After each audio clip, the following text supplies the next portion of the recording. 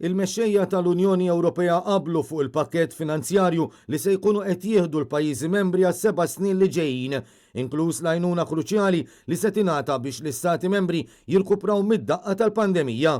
Matul is-Summit Ewropew li fetaħ il-ħamis, il-Prim Ministri tal-Ungerija u tal-Polonja irtiraw il-vito tagħhom u bekk seta' jkun approvat il-pakkett finanzjarju li jilħaq il-1.8 triljun euro.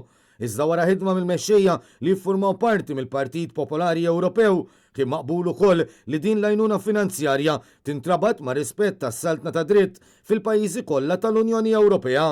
Dan il-pass partikolari qed ikun meqjus bħala wieħed sinifikanti għas se jfisser li l-Unjoni Ewropea qed tiddefendi bisħieħ id-drittijiet taċ-ċittadini Ewropej. Il-budget Ewropew ilu jiġi diskuss għal diversi xhur, bdew min wara nuqqas taqbil bejn il-mexxejja. Fil-fatt sal-aħħar ħinijiet l-Ungerija u l-Polonja kienu qed jgħeddu li jwaqfu għal kollox dan il-budget li se jkopri snin bejn l-2021 u l-2027. Fuq Twitter, il-President tal-Kunsill Ewropew Charles Michel qal li b'dan il-qbil li s-stati membri se jkunu jistgħu jimplementaw il-bini mill-ġdid tal-ekonomiji tagħhom. Qal li dan se jwassal biex l-Unjoni Ewropea tmexxi l-qudiem il-politika ambjentali u diġitali tagħha kif ukoll il-pakkett ta' għajnuna magħruf bħala Next Generation EU.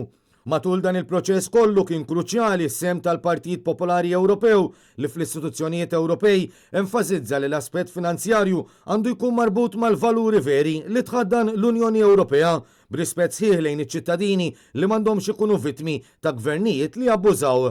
Minnaħa tagħha anke l-President tal-Kummissjoni Ewropea Ursula von der Leyen laqat il-ftehim u fuq Twitter kitbet li permezz tiegħu l-Ewropa se tkun tista' timxi l qudiem. Il-pożizzjoni tal-Ungerija u l-Polonja kienu daqstant stretti għax huma suġġetti għal proċeduri skont artiklu 7 fejn iż-żewġ pajjiżi jistgħu jiffaċċjaw sanzjonijiet jekk jinstabu li qed idajfu id-demokrazija u s-saltna ta' dritt.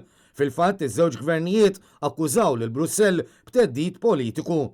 Sa dan it-tant il-laqat fost il-mexxejja Ewropej komplew matul il-lejl biex jintlaħaq ftehim ukoll dwar il-mira tat-tibdil fil-klima. Dan kif l-istati membri qablu fuq il-mira li l-emissjonijiet tal-gass serra jitnaqsu b'55% sal-2030.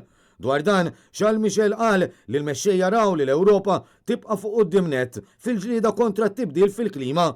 Fil-waqt li Ursula von der Leyen qalet li dan il-qbil jibda triq għan-newtralità fil-klima fl-2050. Issa jmiss li l-mira stabbilita f'dan is-summit tinkiteb formalment fl-abbozz tal-liġi Ewropea dwar il-klima li mbagħad jingħadda lin-Nazzjonijiet Uniti ħalli jitqies bħala l-impenn formali tal-Unjoni.